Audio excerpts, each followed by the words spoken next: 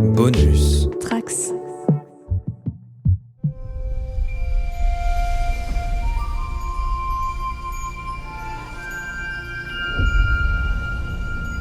Bienvenue à tous les trekkers et trekkies sur la base stellaire du Cadran Pop. Je suis le commandeur Guigui et je suis ravi de vous accueillir à bord de ce podcast sur Star Trek. Podcast un peu particulier, donc on vous avait parlé des 6 premiers films précédemment parce qu'en fait, je sais pas si vous vous souvenez, en tout cas si vous nous suivez sur Twitter, j'avais fait un petit sondage pour vous demander de quoi vous voudriez qu'on parle. Donc j'avais proposé plusieurs solutions, les 6 premiers films ou par où commencer Star Trek. Et puis je veux aussi me rajouter Galaxy Quest. Alors bien sûr, évidemment, tout le monde, la majorité, vous avez répondu, on aimerait bien que vous nous disiez par quoi commencer la saga. Et bien sûr, j'ai un peu triché parce que j'ai quand même fait les 6 podcasts avec mon équipage sur les 6 premiers films. Et donc on va conclure justement cet arc d'épisodes de podcast.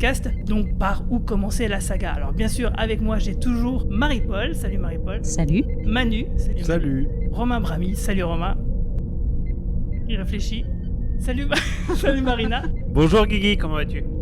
En fait, il a un décalage, il est pas en phase, sa téléportation n'est pas terminée, donc du coup, il y aura toujours un petit décalage de 3 secondes. Il est à des années-lumière de la Terre, en fait. D'où le décalage. Et bonjour Romain Nigita. Et bonjour Guigui.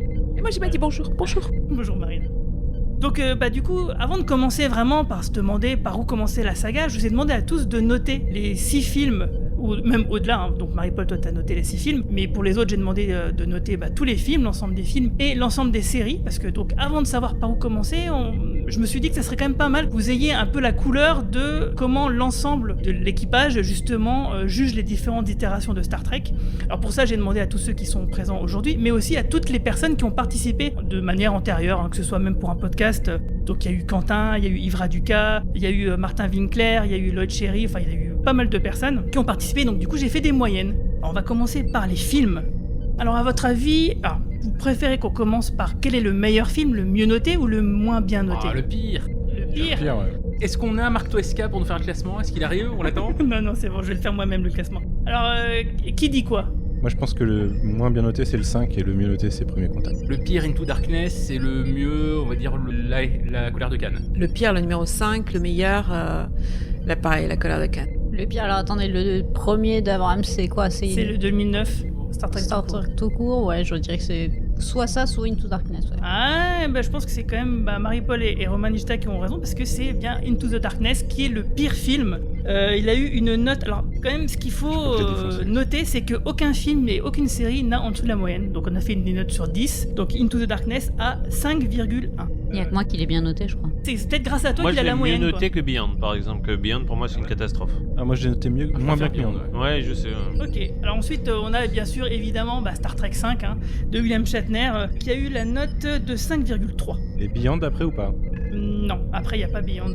Après il y a le film de J.J. Abrams. Le premier Le 2009, tout à fait. Mieux que Beyond. Et moi je suis plutôt d'accord avec ce classement. Non, Il a eu c'est un bon 5,8, film. donc il y a un gros écart, il a presque 6 quand même. Moi je l'aime vraiment bien ce premier film Moi, d'Abrams. alors je dois Ouais, dire que je l'aime bien bien sûr. aussi. Hein. Même Presque si j'ai oublié 6, la moitié c'est pas du nul. truc, mais... Ouais, surtout que Beyond, c'est très nul. Enfin, Beyond, c'est je suis pas anecdotique d'accord. comme film. Pas d'accord sur Beyond. Beyond, c'est le Star Trek 3. D'ailleurs, c'est le Star Trek 3 de Star Trek 3. Into Darkness, c'est le Star Trek 5 du Kelvin Universe. Mais on en reparlera quand on fera justement les podcasts Mais sur non, Star il Trek. y a Concombre Batch, c'est pas possible, ça peut pas être le pire. Ah il Moi je suis d'accord. Si. Oh, ça va. Tu sais il a joué dans 2 films Hobbit aussi, ils sont nuls. Oui, c'est mauvais. À votre avis, donc, après celui de Abrams, Ah en remontant... Insurrection ou Nemesis? Ouais, non, si c'est Nemesis. Insurrection. Ah c'est Insurrection? C'est Insurrection, ouais. Nemesis, c'est super drôle. Devant Nemesis. Et Nemesis... Mais ils sont fous, mais à qui mais t'as demandé de voter? ils sont presque ex-aequo les deux en fait. Moi, j'ai pas Il y en a un, voté il a pour cela. 6 et l'autre il a 6,06. Donc ils sont, on va dire ils sont ex-aequo. Nemesis et Insurrection, ils sont ex-aequo.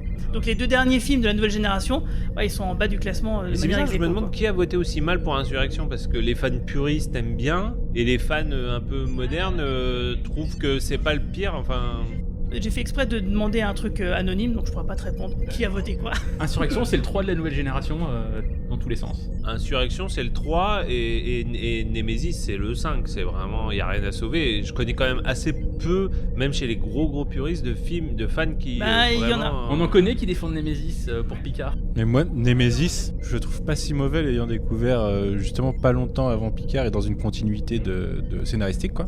Je trouve pas si mauvais. C'était Après, une énorme c'est déception en fait. clairement le moins bon de la nouvelle génération. Mais... Disons que Nemesis il a un peu rattrapé par Picard quelque part. Mais bon, Et ben après ça, nous avons Star Trek Beyond.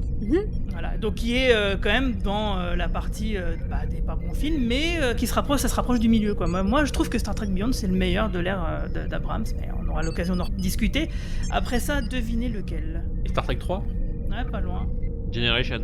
Ouais, c'est Generations. Ouais, c'est logique. Et après, on a effectivement Star Trek 3. Donc là, on rentre vraiment dans les 5 premiers films, donc les meilleurs. Donc en gros, vous avez vu Generations et La Recherche de Spock, qui sont vraiment au milieu. Et là, on rentre donc dans le top 5. Alors, en fait, là, c'est là que vous allez être étonnés, je pense. En 5e position, vous avez quoi à votre avis? Il reste Beyond encore. Non, Beyond, on l'a l'a passé dit. déjà. Beyond, on l'a Il dit. reste que des films classiques. 2 Enfin, il reste. Le 4, le 4. C'est pas loin, mais en fait, non. C'est celui dont on vient de parler, Star Trek 6. Ah ouais. Il est 5e. Ensuite, il y a effectivement, en 4e position, il y a Star Trek 4. En 3e position, il y a The Motion Picture. Ce qui m'a vachement étonné, du fait qu'on a toujours imaginé que la plupart des fans n'aimaient pas trop. Et bien sûr, sans grande surprise, en 2e position, nous avons La Colère de Khan. Et en 1re position, First Contact, parce que oui, effectivement, celui-là, tout le monde l'adore. Et alors, c'est lequel, First Contact? First Contact, c'est le 2e film de la nouvelle génération avec Picard, et c'est le film sur les Borg. D'accord. C'est le seul. En vrai, c'est le seul vrai bon film de. Après, tu peux chipoter, tu peux dire oui, mais il est pas si mal l'autre, pas si mal l'un. Mais c'est le seul vrai bon film de la Next Generation. Par contre, c'était un putain de vrai bon film. Si tu veux, que tu sois fan. Bon, je pense que c'est un des films dont on va parler par où commencer Star Trek. Mais que tu sois fan ou pas, c'était vraiment un gros film Star Trek. C'est le premier truc Star Trek que j'ai vu. Je l'ai vu plein de fois avant de regarder ne serait-ce qu'un épisode de Star Trek. Et d'ailleurs, pour vous donner un ordre d'idée, donc la meilleure note, donc First Contact, c'est 8,4 sur 10. Donc la majorité des fans ont quand même choisi celui-ci sans grande surprise. Pour moi, ce classement, il me paraît cohérent. Bon, après, on peut chipoter sur la place du 6 ou du 4 ou quelques trucs comme ça, mais je trouve que il y a quand même un biais anti-Abrams pour que Star Trek 2009 soit classé aussi bas. Je trouve Ouais, quand même moi, que je suis d'accord. C'est bah, surprenant, ouais. Plus bas que Beyond, là c'est comme ça. Même si j'aime bien Beyond, je trouve le premier bien supérieur. Comme je te disais, le Star Trek de Abrams, il a 6. Et le Beyond, il a 6,1. Donc. Oui, mais c'est ça, c'est serré, parce c'est que serré, Yves a voté 15 fois et qu'il a mis 15 fois 4. Mais 3 ou 2. Parce que Star Trek 2009, il faut aussi, puisqu'on fait un podcast sur par où commencer Star Trek, moi je pense qu'on peut pas quand même se priver du rôle que chaque film a eu dans l'histoire de Star Trek, si tu veux. Moi, c'est par là que j'ai recommencé, voilà. en fait. Et c'est ce que vrai. j'allais dire. Et par exemple, dans un pays comme la France qui a toujours été hostile à Star Trek, quand tu parles à des fans, et en particulier des jeunes fans, parce qu'il y a quand même toute une nouvelle... Parce que nous, on est même bien vieux autour de cette table, je suis désolé de vous le rappeler. Oh non, je vois pas ce que tu veux dire. Mais il y a quand même toute une génération de très jeunes femmes, et de très jeunes femmes, de moins de 20 ans, quand même, pour une saga qui a commencé dans les années 60, c'est pas mal. Et le Star Trek de 2009 a été fondamental. Et je sais pas autour de vous, mais moi, par exemple, ma femme, elle est loin d'être fan de Star Trek, mais c'est une saga qu'elle considère au même titre que d'autres grandes sagas de science-fiction, et elle a commencé par 2009. Et pour elle, Kirk est autant Chris... Il y a des gens qui vont faire une attaque, mais Kirk est autant Chris Pine que Bill Shatner. Je suis Tu vas trop désolée, loin. ils cabotinent tous les deux, excusez-moi, mais Oui. c'est les mêmes. Hein. Oui, mais il cabotine pas de la même manière. Et puis, mais moi, je dois dire, alors, je suis fan de Kirk et je suis amoureuse de lui et tout, de William Shatner, bien sûr. Mais en fait, j'ai bien aimé la version de 2009. Et je dois dire, je suis sortie de ce film, mais super contente. Alors moi, j'étais avec mon mari, donc qui, bien sûr, à chaque fois est désespéré et se demande où il tombe et tout. Donc, il n'est pas du tout comme Anne-Marie. Et pour lui, à mon avis, je lui parle de Shatner ou de Pine ou de n'importe qui. Il dit, mais de qui tu me parles? Mais moi, j'ai rien contre ce film de 2009. J'ai adoré. Ne qu'il vous excitez prenne des pas, libertés. comme je dis, là on a quand même un écart entre 5 et demi jusqu'à 8. Aucun film n'est en dessous de la moyenne, c'est quand même que effectivement, il y a parmi les votants, il y a des anti-Abrams extrêmes entre guillemets, mais dans l'ensemble, je trouve que ça va. Il y a une qualité qui est différente, enfin chaque film est différent, surtout les époques des films sont très différents et on peut aimer certaines choses et détester ou etc. Mais en termes de qualité, c'est plutôt constant. Moi, c'est ça que je retiens par rapport à ça. Qu'effectivement, ceux qu'on s'attendait être les meilleurs sont les meilleurs, donc à savoir First Contact, dont on n'a pas encore parlé, mais qu'on le fera l'année prochaine quand on traitera les films de la nouvelle génération. Et bien sûr, dans les premiers, on a Star Trek 2, on a The Motion Picture et Star Trek 4 et 6. Donc des films qu'on a adorés, dont on a beaucoup discuté. Donc si vous avez commencé par écouter ce podcast avant les autres, et du coup, on va déjà quand même vous dire... Et en arrière. On va pas revenir en arrière. Non, on va simplement vous dire par quel moment commencer la saga à votre avis. Moi, je vais déjà répondre à cette question. La meilleure façon de commencer la saga, à mon avis, c'est celle par laquelle j'ai commencé moi-même, qui sont les 6 premiers films, comme je l'ai déjà dit dans les podcasts précédents. Et du coup, je vais vous demander à chacun votre avis là-dessus. Parce que moi, je trouve que les 6 premiers films, c'est vachement bien. Comme je l'ai déjà dit, The Motion Picture, si on arrive à l'encaisser, parce qu'il représente bien un peu, justement, c'est ce côté un peu nerd de science-fiction, etc., qu'il y a dans les séries télé. Donc, du coup, si tu arrives à encaisser la lenteur, entre guillemets, du coup, je pense qu'il y a moyen que tu sois mûr pour la suite. Test par le feu quand même. Exactement, c'est le Kobayashi Maru, c'est le Kobayashi Maru. Ouais, c'est le Kobayashi Maru parce qu'en plus, disons que moi quand j'ai tendance à recommander Star Trek, j'essaie de recommander par quelque chose qui est justement symbolique de ce que moi je considère être les valeurs fondamentales de Star Trek. Les 6 premiers films, pour moi, l'ensemble des 6 premiers films est représentatif de ce qu'est la saga. Comme un tout. Mais le premier film, pour moi, n'est pas à l'image de Star Trek. Si mais tu noteras que j'ai pas dit commencer par le premier film, j'ai dit commencer par les 6 premiers. C'est une nuance fine.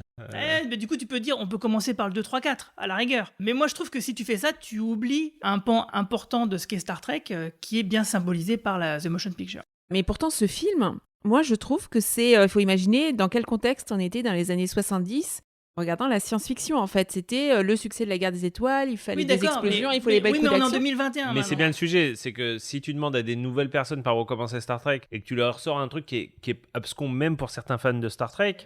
Tu prends un gros risque, à mon avis. Or, il y a quand même beaucoup de choses qui sont faites depuis, y compris les films d'Abrams, qui, pour te mettre le pied à l'étrier, sont peut-être plus recommandés. Il y a quand même, on va parler du temps qui passe, puisque c'est quand même une thématique depuis qu'on parle des films Star Trek et de Star Trek en général. Nous, on a commencé à les voir quand on avait 20 ans, mais malheureusement, quand on avait 20 ans, ça fait déjà 20 ans pour certains d'entre nous autour de cette table. Si tu... Moi, j'avais 11-12 ans quand j'ai vu les premiers. Moi, pareil, je sais pas pourquoi je dis 20 ans, c'était plutôt 15 ans, et du coup, c'était il y a 25 ans ou quelque chose comme ça, tu vois. Et c'est vrai que je suis aussi obligé de me dire... C'est plaisir d'être le plus jeune à un podcast. et du coup, tu es quand même obligé de te dire à qui je m'adresse, tu vois, quel est ton public. Et moi, j'aurais quand même du mal à recommander, tu vois, un jeune homme ou une jeune femme, tu vois, d'une vingtaine d'années qui commence à s'intéresser, à s'ouvrir à la science-fiction, tu vois, à des trucs plus larges que ce qu'il regarde au jour le jour. Tu vois, lui dire de commencer par un film un peu obscur de 79, pour lui, c'est le Moyen-Âge du Moyen-Âge du Moyen-Âge, quand même. Moi, je suis pas d'accord. Je le recommande tous les jours Star Trek 1, mais à la rigueur, pas forcément pour découvrir Star Trek.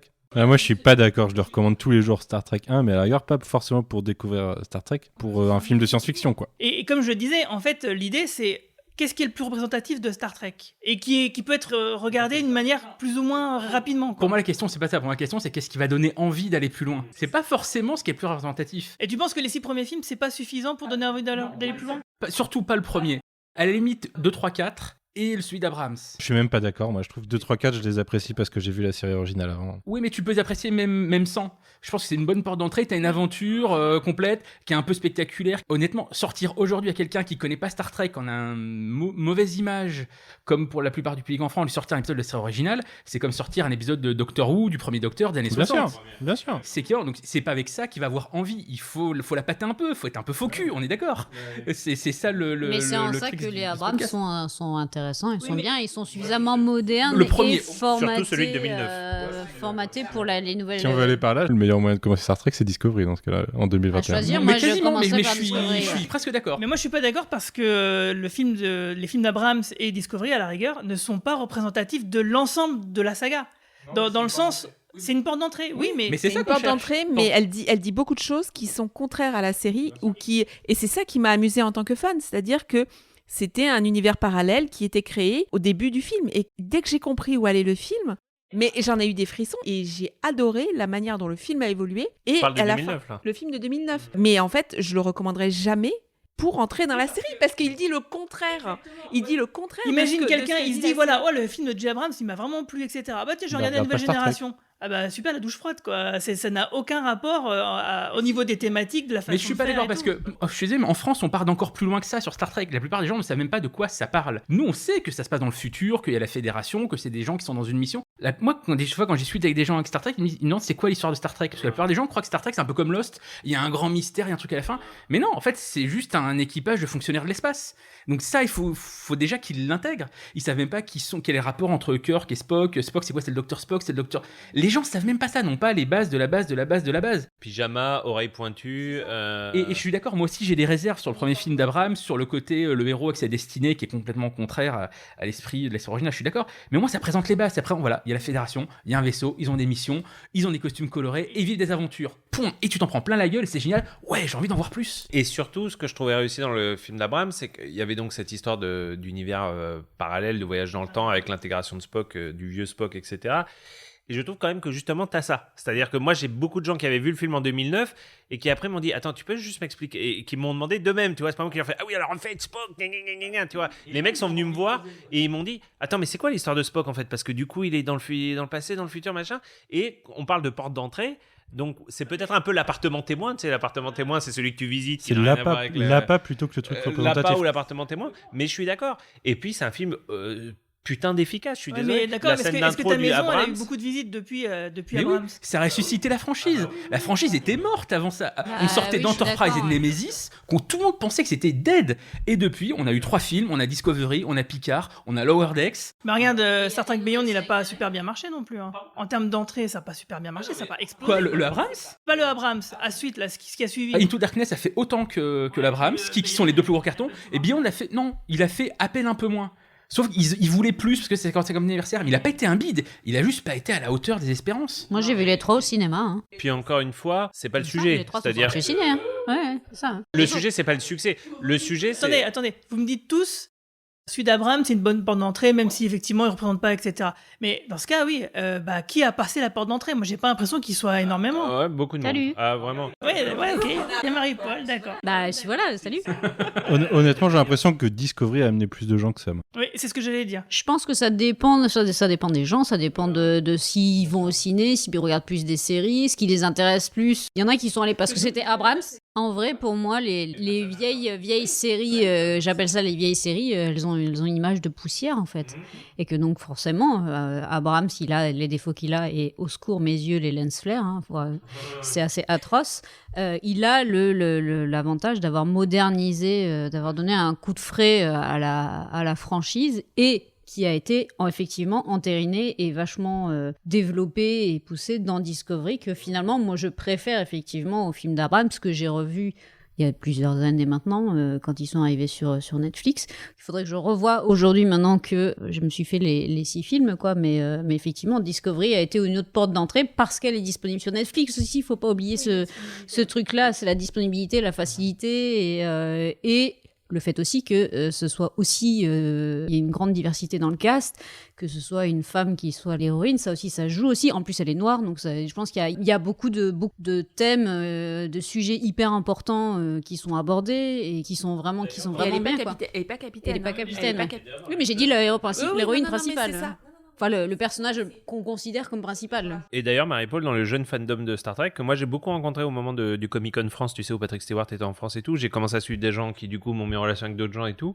Et tu te rends compte que c'est un fandom très féminin, très jeune et très féminin. Et ce qui est pas étonnant, parce qu'en effet, il y a Discovery dans le lot. Et en effet, qui découvrent petit à petit, là, qui regardent Next Generation, qui commencent à être fans. Maintenant, ils m'ont parlé de Data, de machin, de trucs. Mais avant Data, il y a eu Abrams. Et après Abrams, il y a eu Discovery. Je suis vraiment très d'accord avec ça. Mais tu sais, c'est comme Romain ici est fan de Doctor Who. Pour moi, c'est un peu pareil que Doctor Who. Évidemment qu'il y a eu des grands docteurs, etc. Mais enfin, c'est évident que tu vas pas recommander les Doctor Who, tu vois, près 2005, en ouverture. Moi, je suis venu à Doctor Who par Christopher Eccleston en 2005. Et après, une fois que t'es accroché, tu dis, il y a eu des c'est trucs marrant avant, parce que ma porte d'entrée dans Doctor Who, c'est un peu comme Star Trek. Star Trek, c'est First Contact. Et en fait, ça m'a donné envie de découvrir ce qu'il y avait avant, ce qui s'est passé et quelle est l'histoire de Picard et des Borg. Et Doctor Who, je suis tombé par hasard et j'ai enchaîné sur Energy 12, tout Torchwood saison 3. Ah, c'était bien Torchwood. Et là, je me suis dit, mais j'ai envie de savoir d'où ça vient. Et j'ai regardé tout Doctor Who derrière. Tu pourrais très bien dire que le First Contact n'est pas représentatif de Star Trek bien non sûr, plus. Mais c'est First Contact, c'est un gros putain de film d'action. C'est quasiment une parodie, pas une parodie, un hommage à Alien. Hein. Il y a un petit côté Alien, voilà. Alien 2 en particulier. Aliens, ouais. Est-ce que c'est ça Star Trek? Est-ce que Star Trek c'est First Contact? Tu vois, mais c'est un bel appât. C'est pas que ça. Comme on l'a dit sur le podcast sur les 6 premiers films, chacun des films aborde un truc différent, mais tout comme dans la série, chaque épisode a un style différent. Donc en effet, tu n'auras jamais un seul film ou un seul épisode qui sera représentatif de l'ensemble de la franchise. Là, la question qu'on se pose, je pense, c'est juste par quoi, comme on l'a dit tout à l'heure, par quoi on va appâter le chaland, même en mentant un petit peu, même en étant un peu faux cul. Pour avancer un petit peu, je vous propose le classement des votes qui ont été faits sur les séries. Donc on va commencer par la fin. J'allais aussi. faire une blague de personne dit qu'il faut commencer par Enterprise du coup, mais... Non mais attends, parce que c'est pas pareil. On a classé, on a voté par ce qu'on imagine être le mieux. Après, effectivement, on va réfléchir sur cette question-là. À votre avis, quelle est la dernière série du classement? Discovery. Lower Decks. Vu la moyenne d'âge élevée des animateurs de ce podcast, je dirais Discovery. Voilà. Tu as bien raison, c'est bien Discovery. Vous êtes nuls. Vous avez mis Enterprise au-dessus de Discovery, je vous parle. Ah, pas moi Manu, hein, je te garantis. Bah moi non plus. C'est pire que ce que tu crois. Discovery a une note de 5,2. Disons qu'en fait, c'est simple. Il y a des gens qui détestent Discovery vraiment. Et peu de personnes qui l'adorent. Du coup, la majorité a voté quelque chose de moyen, tu vois, genre 5, 6, 7 maxi, quoi. Oui, il y a que moi qui ai mis une note Et assez il y a que haute. toi qui as mis une très bonne note à Discovery, en fait. C'est vrai qu'on est toujours au-dessus de la moyenne comme pour les films. Mais on est quand même... Voilà, ce qu'il faut retenir, c'est ça. C'est que, finalement, rien n'est nul. Donc, Discovery en dernier, suivi par, à votre Picard. avis, Picard, évidemment, Ouais. qui a eu pas beaucoup plus, 5,5. Je précise pour les gens qui écoutent ce podcast pour la première fois, je dis les chiffres, c'est pas du tout ce que je pense. Hein. Oui, tout à J'insiste fait. là-dessus. Hein. Ensuite, à votre avis, alors là, du coup, ça change un peu. Hein. Ah bah peut-être Lower Decks. Voyager, je veux dire. Non, Enterprise alors. Il reste plus grand-chose. Ah, si, quand même. C'est vrai. original. Ah, il y a la série animée. Ah, il y a la série Ah oui, animée c'est 72. Eh oui, qui a eu une note 5,8. Pour être honnête, je suis un gros fan de Star Trek, je ne l'ai jamais réussi à l'avoir en entier. Shame on me. C'est pour ça que peu de personnes ont voté, parce que peut-être il y a plein de gens qui l'ont pas vu. Ce Moi, qui je l'ai fait pas que, voté du pour. coup, elle est si basse dans le classement. Shame on me, j'ai vu 4 épisodes, j'ai compris que c'était pas pour moi. Bon, après là, du coup, on arrive dans le milieu. À votre avis, ce serait quoi? Bah Lower Decks. Eh oui, Lower Decks, avec une note de 5,9. Ok, Enterprise. Voyager. Tu sais, Guigui, Non. en fait, là, tu as le problème de ton panel n'est pas du tout représentatif. Ouais. L'idée, c'est pas de faire un panel représentatif de l'ensemble des fans, c'est un panel représentatif des gens qui sont intervenus dans le podcast. Mais Ce c'est qui fait important que de le préciser. en C'est effet. comme ça, les gens qui nous ont écoutés, ils savent à peu près sur quel pied danser en disant ah ok, ils sont plus comme ci ou plus comme ça, donc du coup, leur avis, je vais le prendre plus ou moins en compte en fonction de mes affinités avec leur classement à eux. C'est vraiment pour que eux puissent se positionner, parce qu'ils vont se dire ah mais non, attends, les mecs ils ont mis Discovery en dernier, je peux pas les écouter, c'est des connards. Tu vois, c'est pour que les gens J'avoue. puissent se dire ça, quoi. Bon, vous dites pas quand même qu'on est des connards, on est quand même sympa. Hein. Bah surtout, la plupart d'entre nous ne sommes pas d'accord, surtout autour de la table, ce qui est un peu paradoxal du coup par rapport à ce que tu viens de dire, mais ok. Donc ensuite, après Lower Decks, nous avons Enterprise. bah oui, Enterprise quand quand même. même. Il fallait bien qu'elle sorte à un moment donné. Enterprise Oui, devrait je la être en trouve bas de ce étonnamment classement. haut. Hein, Ah ouais, 6,2. Mais c'était aussi un point d'entrée à l'époque. C'est un des points d'entrée parce qu'effectivement, chronologiquement, c'est la série qui se passe au tout début, quoi. Mais alors là, si tu veux quelque chose de pas représentatif de Star Trek, tu prends Enterprise sur tout son ensemble, je pense. Enterprise, c'est avec quel équipage? Code Bakula. Oh. Oui, c'est vrai que ça avait l'air particulièrement. C'est un Ah, préquel de Star Trek, c'est-à-dire que ça se passe avant Kirk Ça se passe un siècle avant. Ok. et après Discovery dans la D'accord. timeline. Ouais. Non, avant. Non, avant Non, Discovery. c'est avant. Avant Discovery, bien pardon. avant, Oui, c'est un Il préquel. y a un de tout. générique avec des paroles. Ah oui, non, il y a un générique qui est horrible. Mais Ah, tu connais pas ce générique? Ah, non, elle a de la chance. Ah. C'est vrai, avant Discovery, je sais pas pourquoi. Et je j'ai dis essayé de la revoir récemment et je pouvais pas.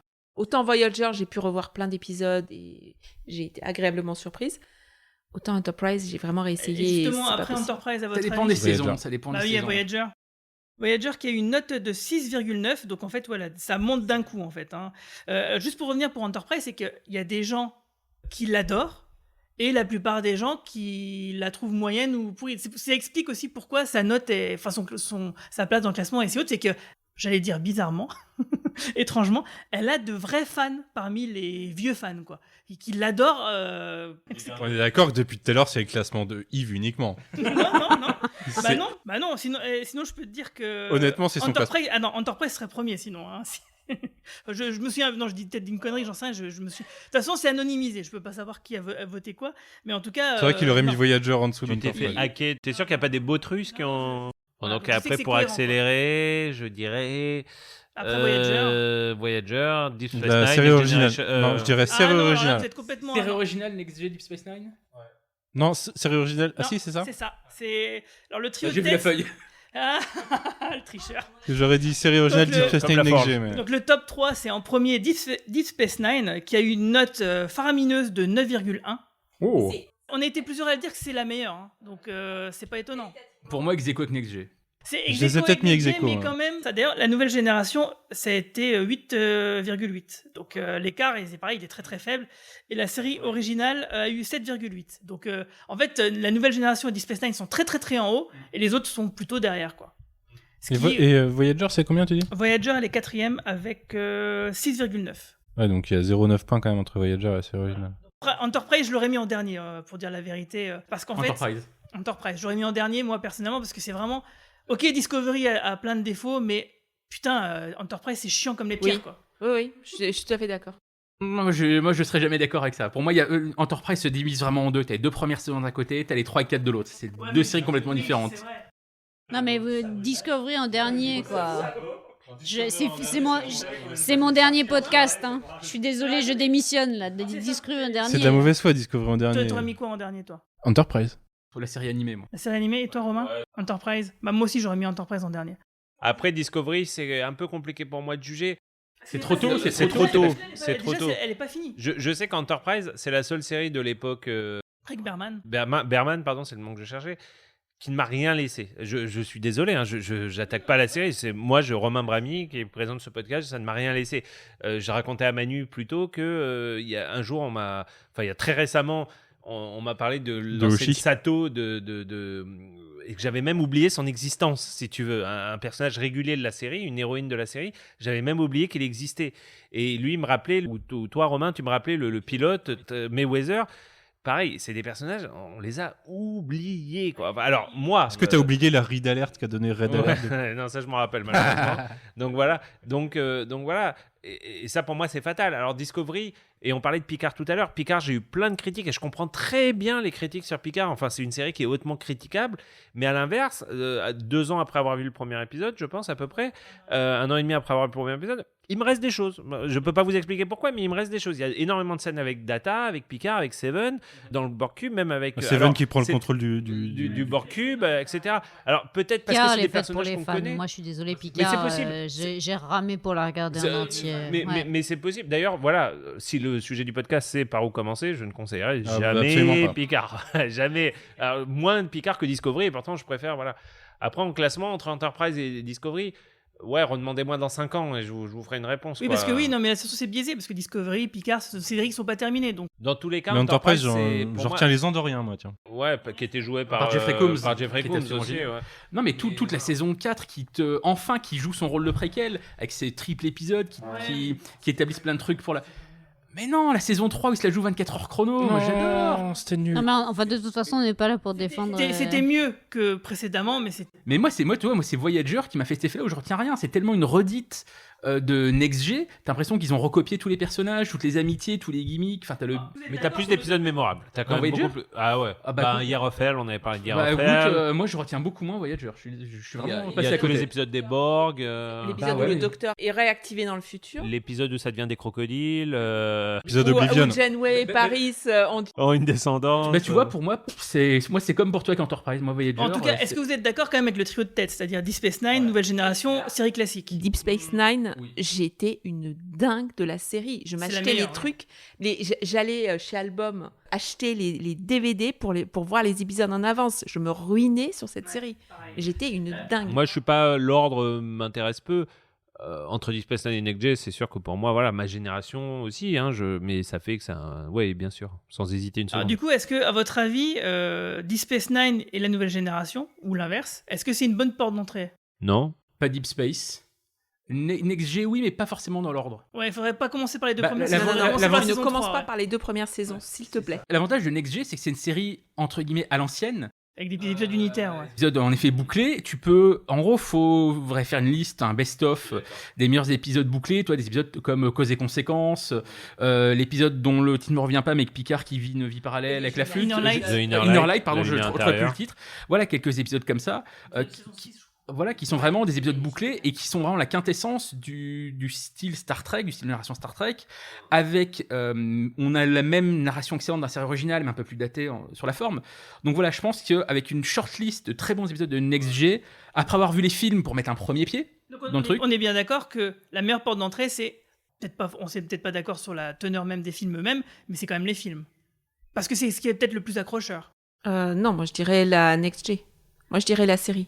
Je vous interromps. Je suis d'accord avec Romain. Je pense que il faut hameçonner la cible. Alors après, pour moi, c'est Star Trek de 2009 en ce moment. Ma réponse n'était pas la même il y a 10 ans. J'espère qu'elle ne sera pas la même dans 10 ans. Aujourd'hui, c'est ça. Mais je suis d'accord avec Romain. Star Trek, c'est un monstre. C'est un monstre aujourd'hui. Il y a très peu de gens qui vont réussir, même des gens qui naissent aujourd'hui, qui vont réussir à tout manger. C'est devenu immense. C'est devenu un Léviathan. Parce que Star Wars va devenir aussi petit à petit, mais là, Star Trek, c'est immense, je sais pas. Il y a une statistique qui dit combien de temps il faudrait si tu regardes tout Star Trek Alors moi, à la suite. j'avais fait le calcul. Je l'ai fait 11 mois, donc... Et en fait, si tu regardes toute la saga sans t'arrêter, sans manger ni dormir, tout d'affilée, mais il y en a à peu près pour 1 mois en fait. Voilà, donc très peu de gens à l'heure du streaming et du pic Donc TV Manu, et tout, bon, voilà. tu vois, À part Manu, bon, t'as eu une année très très Ouais, mouvementée. après, il y avait quelques saisons. Donc tu avais avant, déjà mais vu, oui. Du coup, je suis d'accord avec Romain. Je pense qu'il faut, une fois que tu es hameçonné, harponné, whatever, je pense qu'il faut essayer de se procurer, et peut-être que ça fera le sujet d'un podcast. On avait essayé de vous le faire quand il s'agissait des épisodes à regarder avant Star Trek Picard, mais on pourrait être plus vaste que ça. En plus, c'était par rapport à une thématique bien donnée de ce qu'on imaginait être le sujet de la saison 1. Mais ça ne veut pas dire qu'il n'y a pas d'autres meilleurs On était épisodes. plutôt bons. Hein. Ouais, et on était plutôt bons. Ouais. Et moi, j'ai beaucoup de gens d'ailleurs qui ont vraiment apprécié ça, Oui, c'est vrai, on a des eu gens des sur retours Twitter là-dessus, qui nous remercient pour ce podcast. Et moi, je pense qu'en effet, c'est pas mal de commencer par un digeste. En plus, c'était des séries qui étaient quand même assez peu feuilletonnantes, en particulier Next Generation, et quelques épisodes de classiques aussi. Et je pense que c'est pas mal de commencer par un digeste. Un digeste qui reste à définir, mais quand même, globalement, quand tu parles de ces séries, il y a quand même toujours des top 10 qui font un peu, qui font plus discussion, quoi. Voilà. Ouais, mais un digest de Deep Space Nine, c'est quand même compliqué. Ah non, parce non, qu'à là, ce non. moment-là, il faudrait commencer par la 4 et 2-3 épisodes de chaque saison, puis ensuite, à partir du 4, ouais, voilà, le pilote. Et aussi, limite, avoir vu du Next Gen avant. Quoi. Ouais, bah, avoir vu The Best of Both Worlds, de toute façon. Mais c'est possible, hein, malgré tout. Parce que t'as quand même déjà, t'as des l'honneur quand même. Hein, t'as des épisodes comme The Visitor qui sont. Ah tu vois, oui, il y a non, quand même mais un certain nombre il y a plein de d'épisodes. chefs-d'œuvre. Il y a quand même un certain nombre d'épisodes. Si t'aimes pas, il y a quand même peu de chances que t'aimes quoi que ce soit. En fait, dans Star Trek, hein, je veux dire, dans Star Trek, hein, pas quoi que ce soit dans la vie. Mais par exemple, tu vois, si tu dis à quelqu'un, même qui connaît pas bien les personnages, de regarder The Visitor et qu'il le regarde et qu'il dit ça m'a rien fait, ou Far Beyond the Stars par exemple, ou des épisodes comme ça, et qu'il te dit ouais j'ai vu ça m'a rien fait. Bon, bah ok mec, mais ok, bah, à mon avis, il vaut mieux qu'il arrête. Ça veut dire qu'il n'est pas dans cet esprit de science-fiction. Et sinon, et tout, alors, quoi. du coup, il y a quand même deux manières, en tout cas particulières, de suivre la série. La première, c'est celle qu'a fait Manu, c'est-à-dire en suivant l'ordre de production, donc c'est-à-dire en commençant par la série classique, commençant ensuite... Presque l'ordre de production. Parce que du coup, les presque. films première génération, je les ai pas matés en parallèle de oui, Next Gen. mais en tout cas, oui, dans l'ordre de narration / production, c'est-à-dire tu as commencé par la série classique, les 3 saisons de la série classique, puis les 6 films, puis les 7 saisons de la nouvelle génération. Non, j'ai fait Next Gen jusqu'à saison 4 du coup. Ouais, c'est ça. Et 5. après, j'ai fait l'ordre de sortie des épisodes. Voilà, avec c'est-à-dire Deep Space Nine. qu'après, saison 5 et 6 de la nouvelle génération, tu as regardé en alternance avec les saisons 1 et 2 de Deep Space Nine. Ouais, c'est ça. Après, tu as regardé Génération. Et après, en alternance, Deep Space Nine, Voyager et les films de la nouvelle Après, j'ai génération. vraiment fait ordre de sortie après. Donc là, c'est l'ordre, entre guillemets, normal qu'ont vécu les spectateurs, grosso modo, quoi. Après, il y a une autre façon de faire, c'est d'un point de vue interne, chronologique. C'est-à-dire Enterprise, du coup. commencer par Enterprise. Ensuite, Jamais de la vie. Ouais, non, on est d'accord. Commencer par Enterprise, la série classique, etc. Bon, moi, je trouve que en plus, Enterprise elle a un défaut qu'elle partage avec Discovery, c'est-à-dire que comme toute préquelle, elle vient amoindrir ce qui suit derrière chronologiquement, mais qui est sorti en production avant. C'est-à-dire que Picard il découvre les Borg. Ah bah non, Jonathan Archer dans Enterprise 2 siècles avant, il l'avait déjà découvert. Même en passant ça, la plupart des trucs intéressants d'Enterprise, ils sont intéressants parce que tu as vu les autres séries avant. Donc, si tu enlèves ça à la série, c'est dommage, quoi. Donc voilà, il y a certaines personnes qui défendent donc cet ordre de vision. Moi, je suis pas du tout d'accord parce qu'effectivement, Enterprise, ça avait déjà comme c'est référencé, ça nique tout. Et puis, ouais, imagine, tu regardes Enterprise et après tu regardes la série classique. Du coup, la série classique, tu vas vraiment t'emmerder encore plus. Ça va te gâcher peut-être la série classique. Alors moi, c'est mon point de vue. Moi, je trouve que du coup, la meilleure façon de faire, à la rigueur, si on est dans l'optique de tout regarder, c'est de faire comme Manu. Mais maintenant, je vais vous demander à tous, chacun, selon vous, qu'est-ce qui est le mieux pour commencer, séries et films confondus. Par quoi il faudrait commencer vraiment? Moi, j'ai déjà répondu, donc je vais aller en 2 mots. Parce que je l'ai fait il n'y a pas très longtemps pour un ami, à cause des films d'Abrams, je précise. Je lui ai fait un digeste. J'ai sélectionné mes épisodes favoris qui ne sont pas... Du coup, tu sais quoi? Tu vas nous faire la liste, tu vas me l'envoyer par mail et puis je vais la mettre sur le site internet. Mais il y en a plein. Honnêtement, tu tapes IGN Best Star Trek Episode. Parce qu'il y a quand même... je dis pas qu'il faut être moutonnier, mais comme on le disait avec Romain, il y a quand même une forme de consensus quand même sur les meilleurs épisodes. Et pour moi, c'est la meilleure façon de continuer. Pas de commencer, parce que c'est toujours pareil. Hein, même commencer par Yesterday Enterprise ou Cause and Effect et tout, ça, c'est un peu étrange. Mais une fois que la personne, ça y est, on s'intéresse à Star Trek et dans une démarche de curiosité, un bon digeste avec les 10 meilleurs de Next Gen, les 10 meilleurs de Space Nine, quelques épisodes de Voyager. Moi, j'ai pas honte de dire qu'il y a des épisodes que j'aime bien. Peu d'épisodes d'Enterprise, on va pas se mentir. Et puis après, tu vois, s'il a envie de continuer, après, tu complètes, quoi. D'autant que, pour moi, c'est presque indispensable parce que sinon, moi, j'avais une motivation particulière quand même, mais je pense sinon j'aurais abandonné après la saison 1 de la première série, quoi. J'aurais pas la 2 et la 3, vite je les aurais abandonnés. Il y a vraiment des trucs qui sont vraiment pas terribles. Et pourtant, il y a des très bons épisodes dans chacune de ces saisons, quoi. Au final, le copain dont je vous parle, il est pas fan comme nous de Star Trek, mais il aura fini par voir une bonne 60aine d'épisodes quand même de toutes les séries Star Trek, hors Discovery et Picard, hein, avant ça. Et c'est pas mal. J'ai fait mon boulot de Messie, pas de Messie, mais d'apôtre en tout cas. Voilà. Et toi, Marina, tu conseillerais quoi du coup ? Pareil, un digest, parce que en fait, les films, je les trouve très compliqués d'accès si on ne connaît pas la série originale ou d'autres épisodes. Par exemple, le numéro 2. Non, regarde, moi, je n'ai pas vu la série originale. Mais tu vois, par exemple, La colère de Khan, même si je l'adore, même si je trouve qu'il est magnifique et tout. Si on n'a pas vu Space Seed. Comme on l'a dit dans le podcast, personne, à part Manu, n'avait vu l'épisode, et pourtant, ça ne nous a pas empêché d'adorer le film.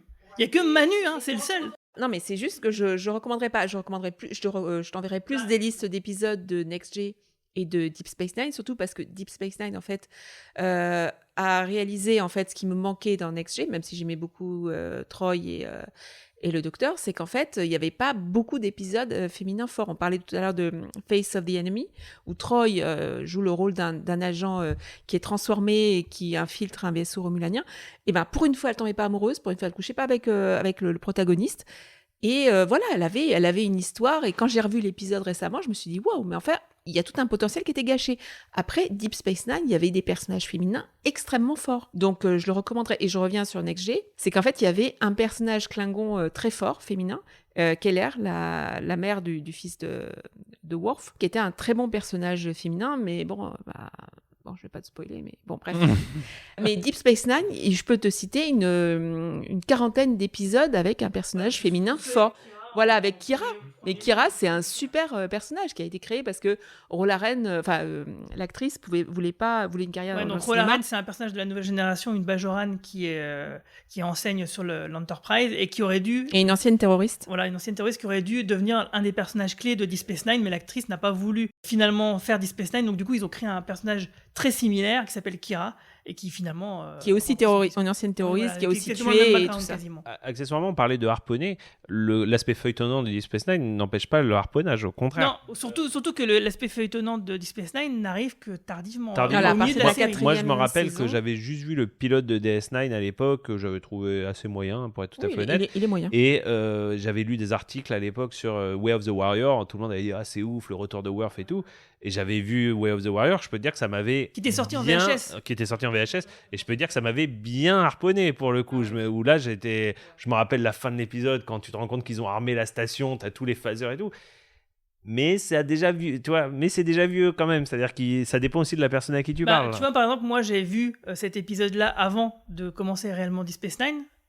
Donc du coup, quand j'étais 3 premières saisons, j'avais hâte d'arriver au début de la saison 4 parce que j'avais déjà vu ce double épisode qui est presque un nouveau pilote en quelque sorte. Mais ça a relancé la série parce que Sisko est revenu, il avait le crâne rasé, il avait capitaine, et en fait il y a le Defiant, il y a le voilà. Mais en fait, tu as plein de bons épisodes avant autour de Kira et notamment sur son passé terroriste. Il y a un épisode de la première saison qui est vraiment très moyenne, mais il y a un épisode exceptionnel qui s'appelle Duet où en fait elle confronte un cardassien et en fait on sait pas pendant tout l'épisode s'il y a des parallèles avec les nazis et la résistance, les côtés troubles, enfin rien n'est blanc et noir dans cette série. Et le troisième personnage au fond du bar de Quark a plus de nuances que certains personnages d'autres séries. Donc il y a même un personnage incroyable qui s'appelle Morn, qui n'a pas une ligne de dialogue, mais qui est juste génial. C'est Deep Space Nine, c'est la série que je recommande. Voilà. En porte d'entrée, tu recommandes Deep Space Nine, donc. Ouais. Non, parce que c'est très feuilletonnant. Regardez, en fait, si t'es harponné, non, mais tu l'as dit, un digest. Voilà, un digest. Donc, moi, je recommanderais Next G parce qu'il y a beaucoup d'épisodes. Et Romain parlait de The Near Light. Mais et je crois que Romain, dans un précédent podcast, l'autre Romain, parce que je suis entre deux Romains, disait que The Inner Light pouvait être un épisode d'anthologie de n'importe quelle série. Et c'est une porte d'entrée et c'est extraordinaire comme épisode. J'en ai des frissons à chaque fois que je D'ailleurs, il y a eu des parodies qui ont été faites dans Rick et Morty notamment, qui étaient pas mal. Mais c'est vrai que Marina a raison, Inner Light, ça pourrait être un épisode de Outer Limits, de la quatrième dimension, de tout. Ouais, bien sûr. Et toi, Romain, Nijita, donc qu'est-ce que tu proposerais entre toutes les séries et les films ? Je vais un peu me répéter ce que j'ai dit au début. Je pense que les films sont quand même malgré tout le truc le plus efficace pour appâter quelqu'un qui connaît absolument pas. Donc 2, 3, 4 et puis le premier d'Abrams. Et après, comme on vient de le dire, un best-of de Next G et de la série originale. Il y a quand même quelques épisodes qui se basent pas trop sur le côté spatial. Typiquement City on the Edge of Forever. Pour moi, qui est clairement l'un des meilleurs épisodes de la série originale et qui est tout à fait compréhensible par quelqu'un qui connaît pas. C'est juste de la pure science-fiction à son meilleur. Trials and Tribulations, donc l'épisode avec les tribules par exemple, pour le côté comique, pour montrer que oui, dans Star Trek, il y a de l'humour. Parce que c'est quelque chose qui n'est pas forcément reconnu par un grand public qui connaît pas Star Trek. Je me souviens d'ailleurs, Romain, t'étais là, c'était lors de l'avant-première de Star Trek Into Darkness à Paris, en présence de J.J. Abrams. C'est un journaliste qui animait la conférence d'Abrams qui dit « Ah bah dis donc, vous avez injecté de l'humour dans Star Trek, d'habitude il n'y en a pas ». Et Abrams qui lui répond « Vous n'avez sûrement pas regardé la série ». Voilà, grand moment de malaise. Donc oui, il y a de l'humour dans Star Trek. Oui, parce que des fois on lit des trucs sur Sympa Lower Decks. Comme quoi d'avoir reconnu que ça existait déjà. Surtout, clairement, vous n'avez pas fait votre boulot, monsieur l'animateur de la conférence, n'est-ce pas ? Mais voilà, je pense que ça peut aussi être une bonne entrée, les épisodes un peu plus comiques de la série, parce que du coup, on oublie le côté parfois un peu vieillot ou grandiloquent de la série, qui peut rebuter pour les gens qui sont moins fans de SF ou d'SF un peu classiques. Ok, avant de demander à Marie-Paul ce qu'elle en pense, moi je vais répéter ce que j'ai dit, je reste sur ma position. Pour moi, les 6 premiers films, et je vais peut-être inclure le 7e quand même. Et je vais aussi inclure, c'est vrai que c'est une bonne idée quand même de rajouter des petits épisodes comme par-ci par-là. Par exemple, justement, Les Derniers Tyrans, qui est, on va dire, la préquelle de Star Trek 2. Ou peut-être même, allez, on va jusqu'à First Contact. Et puis vous montez la simulation des Borg, de Picard par les Borg. Et peut-être même le final de la nouvelle génération, qui est une bonne synthèse de ce qu'est la série. Et en plus de ça, elle te spoil. Il faut, pour l'apprécier, il faut avoir vu la série. Il faut t'attacher au personnage. Si. Ouais. Ah si. Je sais pas. Non, je sais pas parce que l'histoire en elle-même, c'est une très bonne histoire de SF. Et en plus de ça, elle te résume le parcours de tous les personnages. Donc en gros, si tu veux, tu regardes ces 2 épisodes-là, quelque part, t'as le résumé de la série. Ouais, mais bon. Mais c'est un peu gâché. C'est le parcours qui est intéressant. Je suis un peu gâché. Pour la partie harponnage, toujours, donc la toute première étape, quelqu'un qui n'aurait jamais rien vu. Aujourd'hui, je dis le Star Trek de 2009. J'ai longtemps dit First Contact. Et je vois Manu était un peu dans la cible. Pendant longtemps, j'ai considéré que First Contact était un peu le film parfait, c'est beaucoup dire, mais en gros, c'est pareil. C'est-à-dire que si tu vois rien qui te plaît dans First Contact, il y a quand même peu de chances que le reste même s'il y a des épisodes très différents de Next G et que First Contact est un film d'action, ce que n'est pas vraiment Next G. Next G n'est pas vraiment une série d'action. Mais j'ai longtemps considéré que si tu ne trouvais aucune qualité à First Contact, tu ne regarderais pas Star Trek. Enfin, il y avait peu de chances. Mais c'est déjà vieux, First Contact. C'est déjà en vrai, aujourd'hui, moi, je maintiens que Discovery, même Lower Decks, ça peut être des bonnes portes d'entrée. Lower Decks ? Ouais. Tu trouves que Lower Decks, c'est une bonne porte d'entrée ? Tu découvres d'une autre façon l'univers de Star Trek. Après, tu regardes ce qui t'intéresse et puis tu poses des questions. Je sais pas, c'est quand même super référent. Alors, il y a des blagues qui fonctionnent, mais le fait qu'il soit très référencé, que ce soit de l'animation, je sais pas. En tout cas, on va demander son avis à Marie-Paul, et puis vous aussi, d'ailleurs, n'hésitez pas à nous laisser des commentaires sur Twitter ou sur Facebook pour nous dire ce que vous nous avez pensé. Alors du coup, on a Romain et Marina qui disent il nous faut, on va vous faire une liste d'épisodes. On va vous l'envoyer. Voilà. Donc elle sera sur le site internet, vous pourrez aller regarder donc sur podcast.lecadranpop.fr.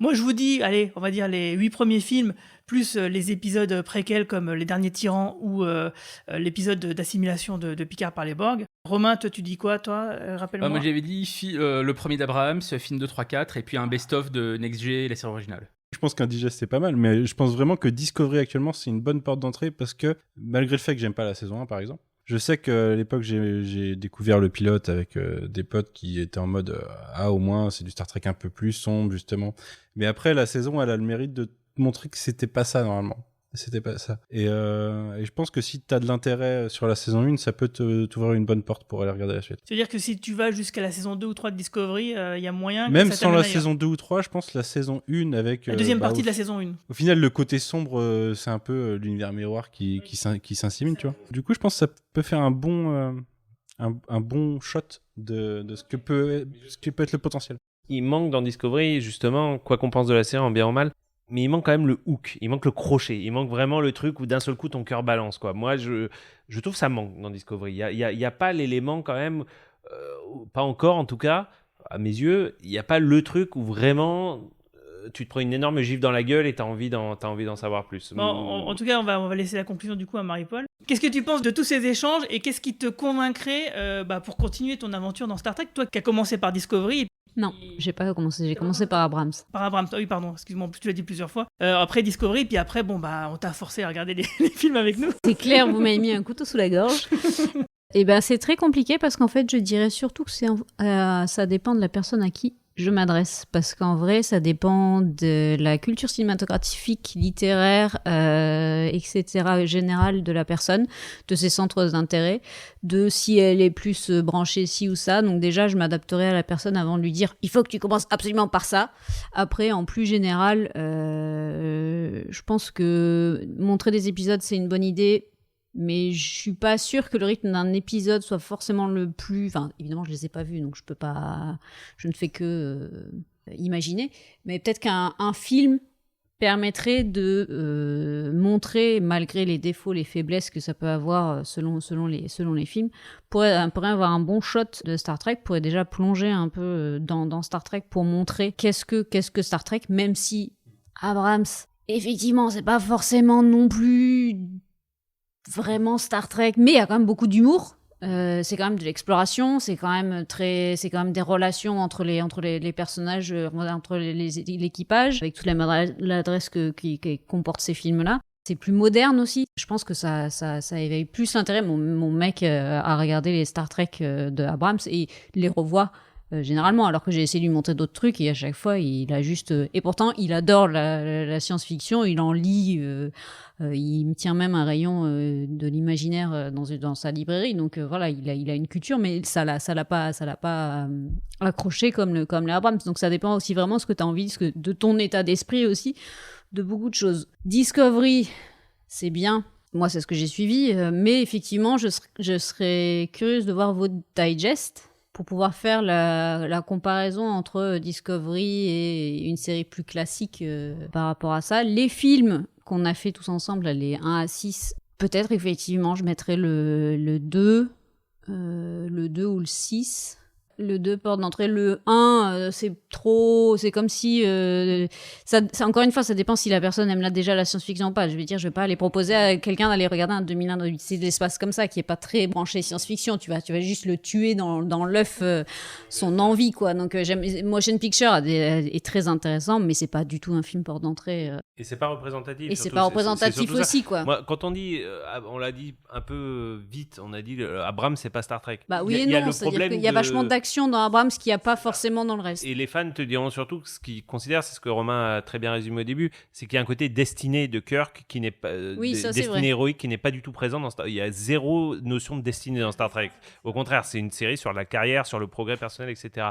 Après, d'un point de vue scénaristique, type d'intrigue, même pourquoi pas relation entre les personnages, il n'y a rien qui soit une trahison fondamentale à l'esprit de Star Trek dans le Star Trek de 2009. Je suis désolé. Ça aurait pu faire le coup du voyage dans le temps, du mec qui rentre dans le temps pour se venger d'un personnage, etc. Ça aurait très bien pu être un scénario de Next G, de classique, ou de... Voilà, ça aurait pu être Star Trek 7 ou 8. Effectivement, la destinée de Kirk dans les Abrams, a posteriori, m'a surprise.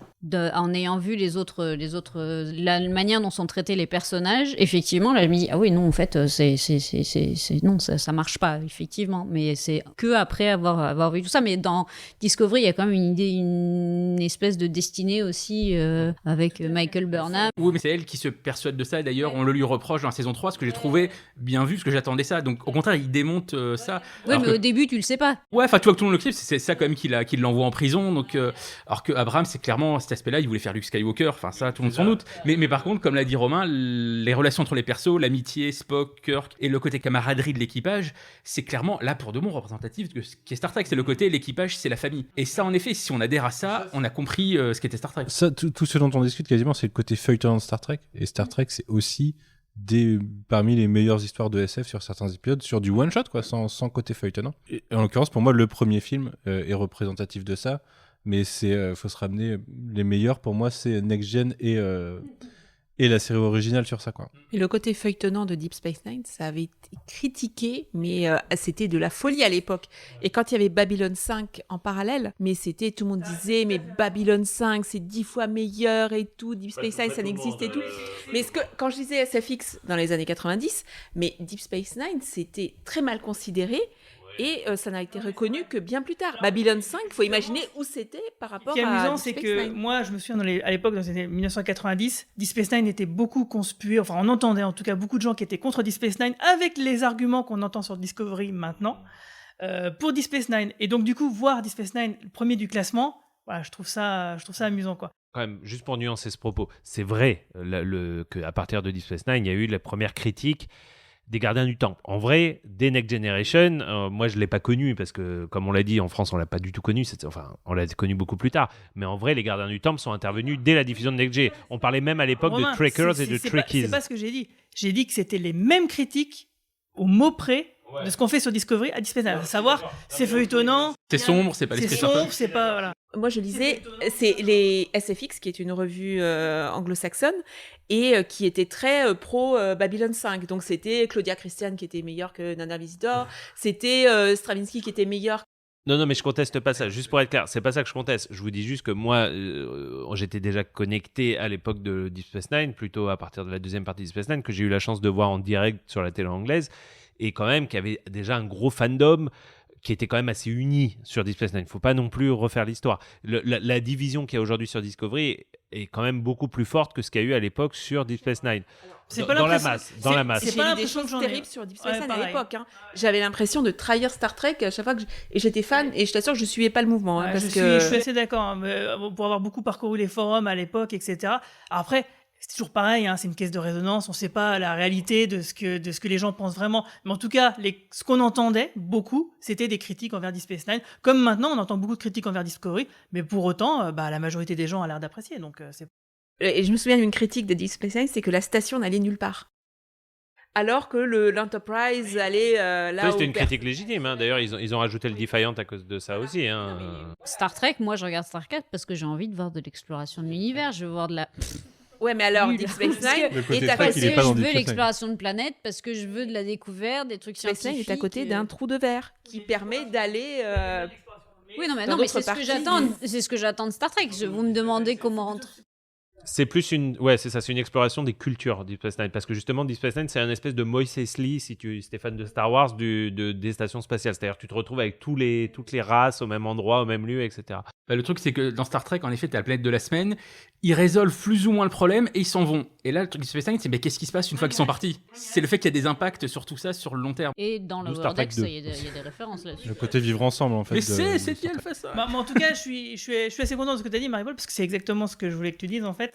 Comme quoi, comment je suis prévisible. j'ai bien fait mon conducteur. Tout est écrit. C'est qu'en fait, oui, effectivement, on peut pas imposer une vision de par où commencer Star Trek. Il faut forcément s'adapter à son interlocuteur. Et c'est pour ça que, du coup, la liste d'épisodes, et puis même différent tout ce qu'on a dit. Et c'est aussi pour ça que je voulais qu'on ait ce panel, ces votes d'épisodes, pour que vous sachiez justement sur quel pied danser. Est-ce que notre avis compte vraiment? Est-ce qu'il est trop éloigné du vôtre? Est-ce que vous avez envie de le prendre en compte ou pas? En tout cas, vous avez la couleur, donc c'est à vous de décider par rapport à toutes les propositions qui ont été faites, par rapport à si vous nous trouvez crédibles ou pas. Et puis voilà quoi. Et puis après, démerdez-vous. Par rapport à votre âge aussi, voilà, chacun, vous vivrez votre Star Trek comme nous on a vécu notre Star Trek. Et vos envies de ce que vous avez envie de voir sur le Et avant moment. de décider si on est crédible, sachez qu'en enregistrant ce podcast, Guy est déguisé. Non, je suis pas déguisé, je suis costumé, j'ai un uniforme. Et Marina aussi. Et on a 2 grammes dans le sang. Voilà. Et maintenant, nous allons faire la porte d'entrée dans les miracles de l'amour.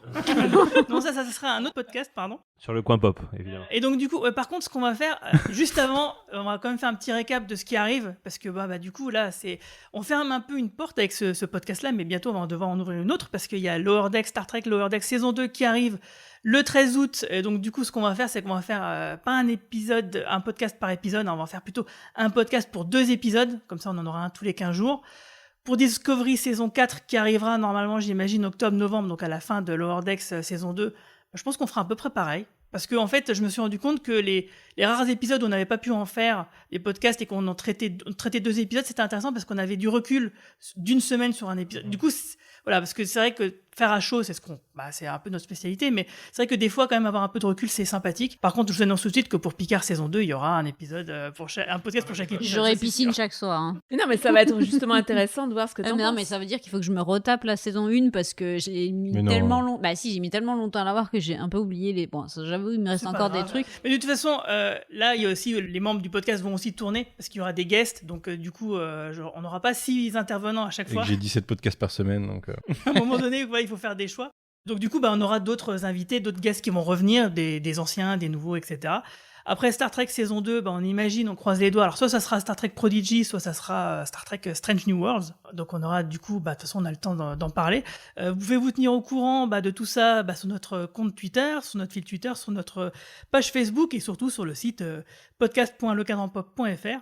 Parce que vous avez tous et toutes... Alors, parce qu'en fait, là, c'est quand même notre deuxième podcast en présentiel. Moi, ça me fait très plaisir. On va retourner au distanciel, bien sûr, parce qu'on n'habite pas tous dans les mêmes villes. Quel est le mot de la fin ? Qu'est-ce que vous voudrez dire pour terminer ? On va rentrer dans une période un petit peu historique dans l'ère de Star Trek, dans l'histoire de Star Trek, qui aurait dû être l'année 2020 et qui n'a pas eu lieu à cause du Covid. On va rentrer dans ce que souhaite faire Paramount depuis qu'ils ont relancé Star Trek avec Kurtzman, c'est-à-dire qu'ils veulent rentrer dans du tout le temps Star Trek. Ils veulent qu'on rentre dans un tunnel qui fera un épisode par semaine sans interruption jamais, ce que Disney fait aussi avec Star Wars et Marvel. Ça fait 50 podcasts par an, quoi. Que aussi, d'ailleurs, voilà. Donc voilà, on démarre cette période, on démarre ce tunnel, cette mission de 5 ans, on verra combien de temps elle dure, c'est ongoing mission. Un nouveau film, a priori. Et 12 000 rumeurs de nouveaux films, mais bon, ça commence quand même à sentir très très chaud qu'il y aura un des projets qui va aboutir, parce que tous les jours il y a une annonce. C'est sûr, dans 2 ans il y en aura. Voilà. Donc voilà, on commence quelque chose de nouveau, une nouvelle page qui se tourne.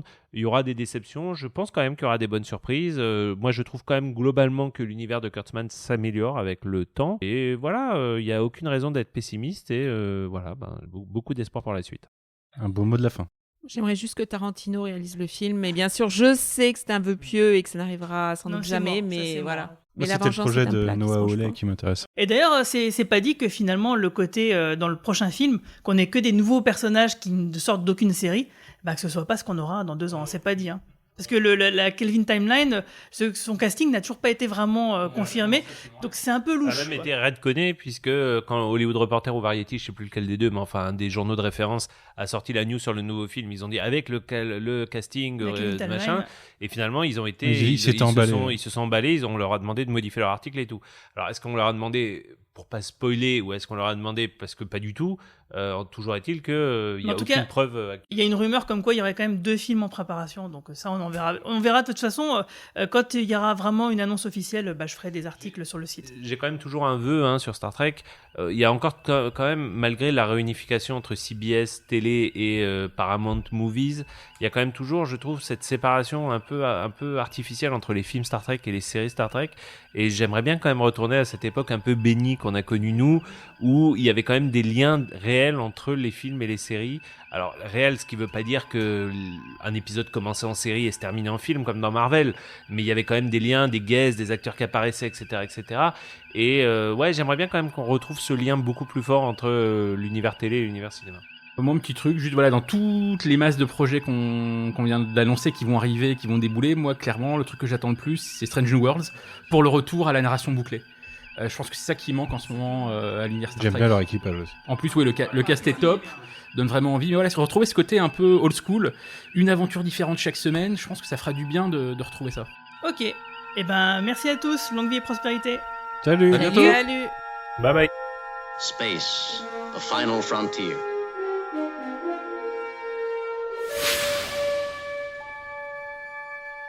These are the voyages of the starship Enterprise.